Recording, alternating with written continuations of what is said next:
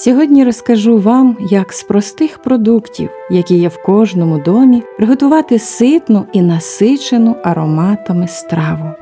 Трохи хитрощів і частинка щирої української душі перетворюють її в справжній смачний шедевр.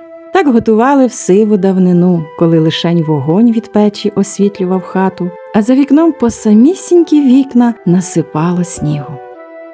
Ви на українському кулінарному ютуб-каналі «Кухня як релакс». Товканка – так її називали на Поліссі в центральній Україні, а от захід України та Поділля знають цю страву як топтанка. Значення і тут спільне – товчена картопля. Готували її з пшоном та цибулею. Бо ж то не просто страва, то народна мудрість. Це їжа, яка рятувала наших предків від лютих зимових морозів, дарувала силу та ситість. Картопля, пшоно, багато цибулі, інколи шматок доброго домашнього масла. Прості складники, але вони перетворювалися в диво, особливо, коли запікалися в горщику.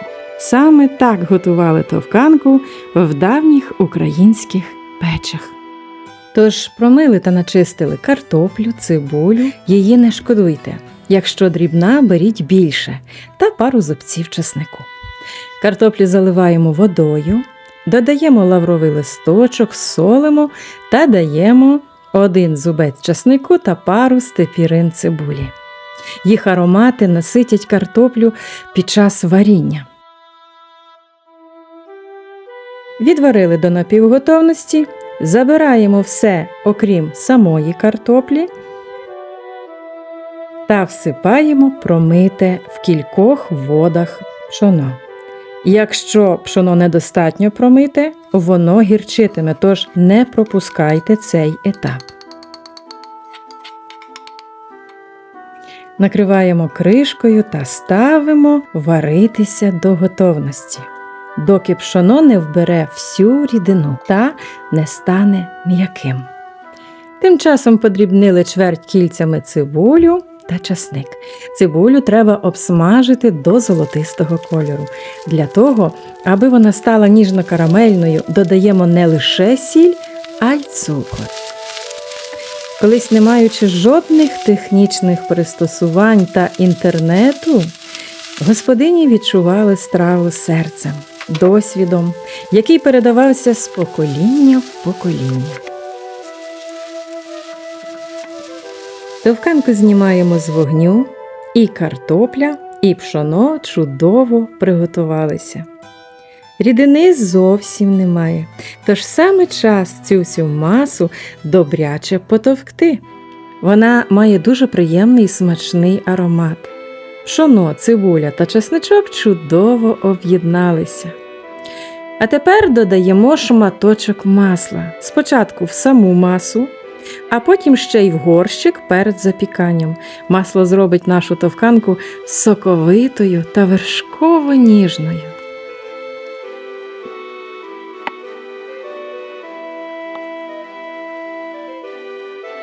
Стінки посуду змащуємо маслом та викладаємо страву, чергуючи картоплю з тушкованою цибулею.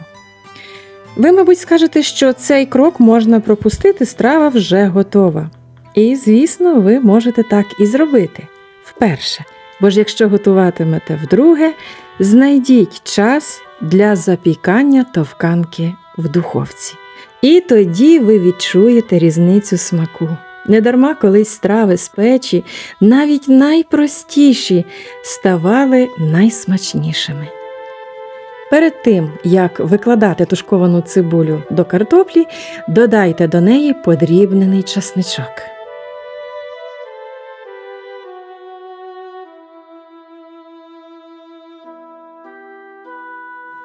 Вмикаємо духовку розігріватися до 190 градусів. Закриваємо товканку ще одним шматком вершкового масла та цибулею, яка залишилась.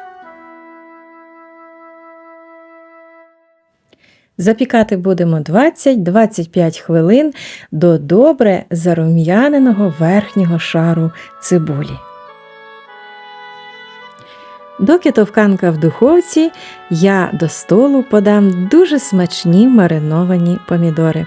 Це врожай з городу моєї мами і найкращої бабусі Марії. Це дуже ніжний сорт, шкірка в них тонка, а м'якоть солодкувата. Проте я консервую їх за дуже добрим рецептом, який є в мене на каналі. Тому помідори ніколи не тріскають, навіть такого сорту, як оці. Можете переконатися самі на відео. А наша товканка готова. Подивіться на цю красу. Який аромат! Дивлячись на це, розуміємо, що смачно – це не обов'язково дорогі та вишукані інгредієнти. Смачно – це коли зі знанням справи, правильним розумінням своїх традицій та свого коріння. Ніжна картопля, масляне пшоно, солодка цибуля і вершкова скоринка. Ну це ж не просто страва, це справжній затишок в тарілці. А таких страв є багато, чого варті рокот крумплі, де картопля запікається разом з домашніми ковбасами, яйцями, фірмовим вершковим соусом і перекладається солодкими кільцями цибулі. Це також вибух смаку, і приготувати ви його зможете за рецептом на моєму каналі. Всі посилання на приготування будуть в описі під відео. А страва ріплянка, де ріпа – це різновид назви картоплі, в маслі, з домашнім сиром та бринзою. Тож, сподіваюся, і цей рецепт вам припаде до смаку.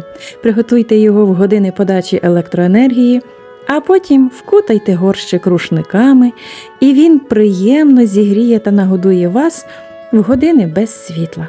Віримо, що так довго не буде. Тож зберігаємо рецепт, готуємо та ділимося враженнями в коментарях. Кухня як релакс дякує вам за підтримку, бажає затишних вечорів, тихих ночей та мирного неба над головою. До зустрічі!